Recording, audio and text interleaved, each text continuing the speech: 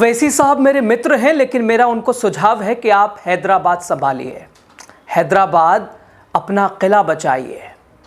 दोस्तों, ओवैसी को one state politics करने का ज्ञान दे रहे जनसुराज के सूत्रधार प्रशांत किशोर अब खुद एक ऐसे लपेटे में हैं जहां बिहार चुनाव से ठीक पहले जोर का झटका जोरों से लगा है।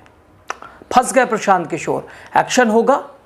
ओवैसी को दे रहे थे ज्ञान, हो गया इन्हीं का काम। खबर आपको बताएंगे, लास्ट तक बने रहिए। क्या है पूरी खबर, आप देख रहे हैं द राजनीति बिहार का विशेष सेगमेंट। मैं हूं आपके साथ यासू प्रसाद। दोस्तों, बिहार चुनाव 2025 से ठीक पहले जनसुराज पार्टी के मुखिया प्रशांत किशोर खुद फंसते नजर आ रहे हैं। दोस्तों, बिहार चुनाव 2025 से ठीक पहले जनसुराज पार्टी के मुखिया प्रशांत किशोर खुद फंस गए हैं।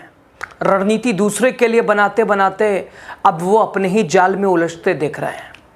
खुलासा हुआ है, पीके का नाम दो राज्यों की वोटर लिस्ट में दर्ज है, एक बिहार और दूसरा पश्चिम बंगाल। दोस्तों, कानून साफ कहता है कि कोई भी व्यक्ति एक समय में सिर्फ एक राज्य का मतदाता हो सकता है। क्या आप चुनाव आयोग करेगा कार्रवाई और क्या पीके पर होगा एक्शन?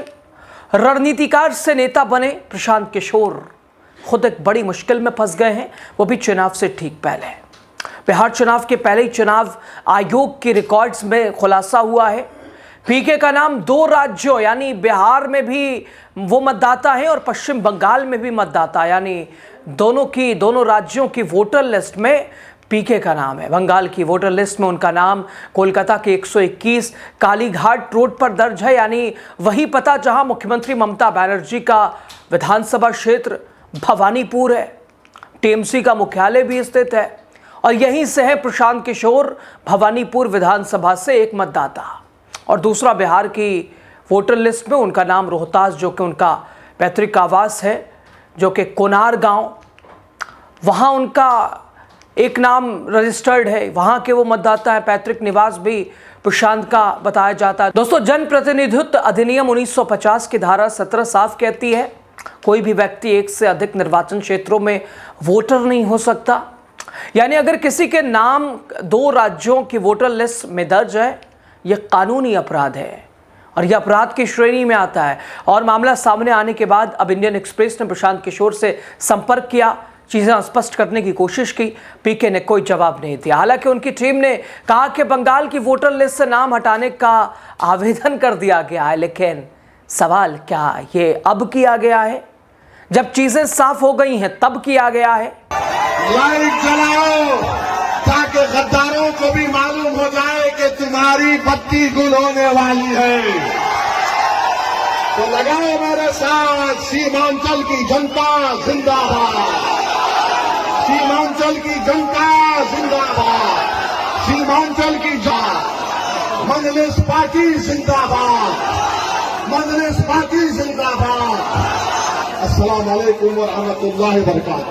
दोस्तों, बिहार में जहां पीके जनता के बीच सिस्टम बदलने की बात कर रहे थे, बिहार बदलने की बात कर रहे थे, आपने देखा ना वो जब टिकटों का बंटवारा हो रहा था और ऐसे आम तौर पर भी प्रशांत किशोर ने उम्मीदवार बनाया, तो बनाया किसे? क्या किसी शिक्षाविद ऐसे को बनाया जो कि बिल्कुल एक तरह से उसके पास पैसे कम हो या आर्थिक स्थिति उसकी ठीक नहीं रही हो? क्या ऐसे को बनाया जो समाज के लिए प्रेरणा हो?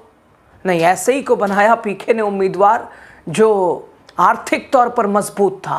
यानी ये समझ लीजिए, जो आरोप लगे कि पैसे बेचने वाली कहानी, टिकट पैसों पे बेचा गया है। खुद पीके के साथ 2 से 2.5 साल जो लोग घूमे उन्हें टिकट नहीं मिला, यानी जो काम के कार्यकर्ता थे, जिन्होंने काम किया, दिन रात एक किया, खून पसीना लगाया, उसे दरकिनार और पैसे देने वाले आगे।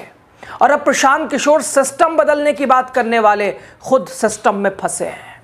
उन पर खुद नियम तोड़ने का आरोप लग रहा है। जनसुराज पार्टी को लेकर उनकी ईमानदारी और ईमानदारी का ब्रांड अब सवालों के घेरे में है। राजनीतिक गलियारों में चर्चा है कि जो व्यक्ति दूसरों को राजनीतिक नैतिकता सिखाता है, अब वही कानूनी उलझन में फंसा है। यानी सवाल यही, क्या आवेदन अब किया गया जब मामला मीडिया में आया, और या प्रक्रिया पहले से की जा चुकी थी? और आखिर इंडियन एक्सप्रेस ने साझा करने की कोशिश की चीज़ों को स्पष्ट प्रशांत किशोर ने जवाब देने से मना क्यों कर दिया, जवाब से क्यों भागे? और दूसरी तरफ MIM के चीफ ओवैसी साहब को ज्ञान दे रहे हैं वन स्टेट पॉलिसी का कि कहाँ सीमांचल में आके समीकरण खराब कर रहे हैं। हैदराबाद अपना किला संभालिए, हैदराबाद संभालिए, ये असदुद्दीन ओवैसी को ज्ञान दे रहे हैं। हैदराबाद से आया है। हाँ, मैं हैदराबाद से आया हूँ, चांद से नहीं आया हूँ, इसमें कोई बुरी बात नहीं है। और अगर जो कह रहे हैदराबाद से आया, तो फिर वो जो हरियाणा से आकर बिहार में राज्यसभा का MP बन जाता है, उस पर तुमको पेट में दर्द नहीं होता? क्या वो बिहार का वासी है? मैं हैदराबाद से जरूर आया हूं और इंशाअल्लाह ताला अल्लाह जब तक जिंदा रखेगा आता रहूंगा। दुनिया की कोई ताकत मुझे सीमांचल और बिहार आने से रोक नहीं सकती इंशाअल्लाह ताला। सिर्फ मौत ही मुझे रोक सकती है। मगर अगर मेरे आने से तुम्हारी नींद हराम हो गई है, तुम्हारा चैन बर्बाद हो चुका है, तो मेरा आना कामयाब हो गया, क्योंकि तुम इस आवाम को धोखा दे रहे थे। आज आवाम में एक बेदारी पैदा हो गई। ये समझ लीजिए दोस्तों, 2021 विधानसभा की कहानी रही होगी।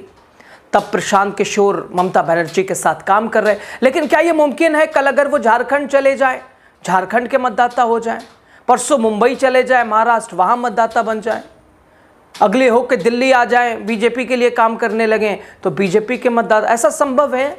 और है तो कैसे है? दोस्तों, क्या जनसुराज का नारा देने वाले प्रशांत किशोर अब खुद नियमों के जाल में फंस गए हैं?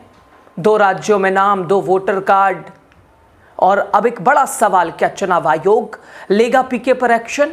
विशेषज्ञ मानते हैं, विशेषज्ञों का कहना है अगर ये बात साबित हो जाती है, पीके ने 2 राज्यों में, वो पीके मतदाता है, 2 राज्यों में उनका नाम है मतदाता सूची में, तो इस आधार पर अगर ये साबित हो जाता है तो चुनाव आयोग पीके के खिलाफ एक्शन ले सकता है। खैर, संभावना ये भी है कि इनको अयोग्य घोषित कर दिया जाएगा, लेकिन सबसे महत्वपूर्ण सवाल, पीके को जवाब देंगे दूसरों पर कटाक्ष करने वाले, दूसरों पर आरोप की झड़ी लगाने वाले, अपने ऊपर लगे 1-2 नहीं, न जाने कितने आरोप, उसका जवाब देंगे, या महज बिहार बदलने का ढोंग करते हुए सत्ता पाने की ललक में बिल्कुल पागल हो चुके हैं? आपको क्या लगता है, आप क्या समझते हैं? खबर पर अपनी राय जरूर दीजिएगा। लास्ट तक आप बने रहे, आपका शुक्रिया। वीडियो शेयर कीजिएगा, पहुंचाइए पीके, जनसुराज, JSPT, ये जो पूरी प्रशांत की कॉरपोरेट दुनिया है, उन तक पहुंचाइए। देखिए क्या प्रतिक्रिया आ रही है। बहुत शुक्रिया आपका।